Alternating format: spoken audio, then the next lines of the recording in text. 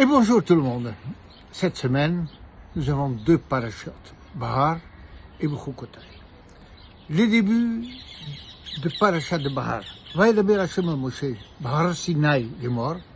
Et Hachem me parle Moshe, Bahar Sinaï les morts. Une information importante, Bahar Sinaï, dans le mont Sinaï, en disant. D'abord, Bnei Israël parle aux enfants d'Israël, va Martalem tu leur diras, Ki tavo il haaretz asher nitnechem v'sharta haaretz shabbat Hashem. Lorsqu'ils viendront vers la terre que je vais leur donner, et le peuple respectera un Shabbat pour la terre, l'Hashem. Bien entendu, il s'agit de la mitzvah de Shemitah, que la 7e année dans le cycle depuis Briat Haolam, de la création du monde. Comment on calcule cela? Il y a des calculs dans le Rambam. Alors, chaque 7e année est une année de Shemitah dans laquelle on laisse les terrains en friche, on ne travaille pas, on peut récolter ce qui pousse spontanément, mais en aucun cas on peut travailler, sauf si c'est pour sauver un arbre qui autrement il mourirait. Et donc l'année de Shemitah. Rashi sur place va amener tout de suite la question, Ma inyan Shemitah et Har Sinaï. C'est le seul mitzvah de la Torah où c'est précisé que ça donnait Bahar Sinaï. Alors il dit, en vérité, on va généraliser. De même que cette mitzvah, il est de Har Sinaï, Ma Shemitah Har Sinaï, Af Kol mitzvot, il en est de même pour toutes les mitzvahs. Donc en quelque sorte, c'est une mitzvah phare qui représente l'ensemble des mitzvot, que tous les détails et tous les principes, ou plutôt tous les principes et tous les détails, dans l'ensemble des mitzvot, chacun séparément, a été donné Sinaï. Donc tout de suite, pas plus tard dans le Midbar, dans le Sinaï. Du moins, ça c'est la vie de ce Midrash.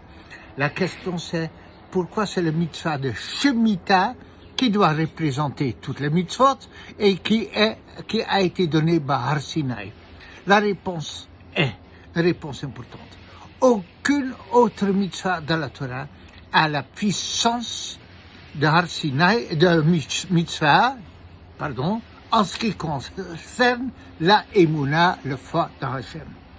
De faire Shabbat un jour toutes les semaines, ça va. Alors on ne travaille pas. Dans 6 jours, on peut bien régler.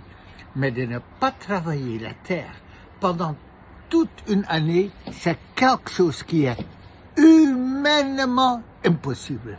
Aucune culture, aucune religion, aucun pays qui connaît quelque chose qui ressemble à ça. Bien sûr, il existe le principe en France, dans tout l'Occident et dans le monde entier, le principe de laisser des terrains en rotation, ça veut dire chaque année planter autre chose, ou toutes les 4 ans de laisser un carré en friche, mais on travaille les autres carrés, mais que toute la terre et tous les paysans en même temps, ils respectent le friche, la Shemitah, ça n'existe pas. Et humainement, psychologiquement, c'est pas possible. Parce que on se dit qu'on va mourir de faim. Alors ça, c'est possible. Ça, c'est une mitzvah phare qui témoigne de notre rapport avec le Kadosh Baruch. Alors, ce que je voudrais dire, alors ça, c'est l'explication de Rashi. Alors, c'est pour cela, dans cette mitzvah, c'est évident que c'est de Har Sinaï. Contrairement à toute autre mitzvah, il n'y a aucune mitzvah à un rapport aussi puissant avec Hashem.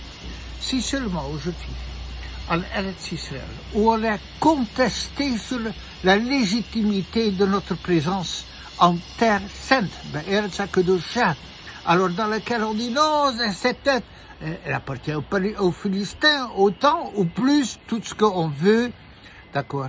Si tout le peuple juif respecterait le Shemitah, sans Kula, et sans Mechira, sa vente du Bédine, mais vraiment la 7e année était respectée, par exemple, comme Chazolush est prescrit, sans aucune Kula, le monde entier serait perplexe.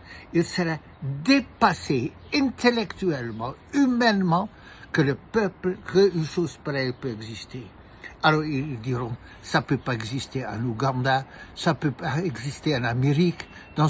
Ça, c'est un témoignage du rapport du peuple juif avec les terres d'Israël.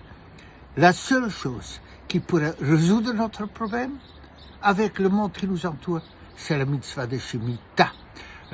Je n'ai pas le temps, on ne me permet pas de parler plus longtemps. Alors, c'est ça que je voulais partager avec vous. Shabbat shalom, à la prochaine fois.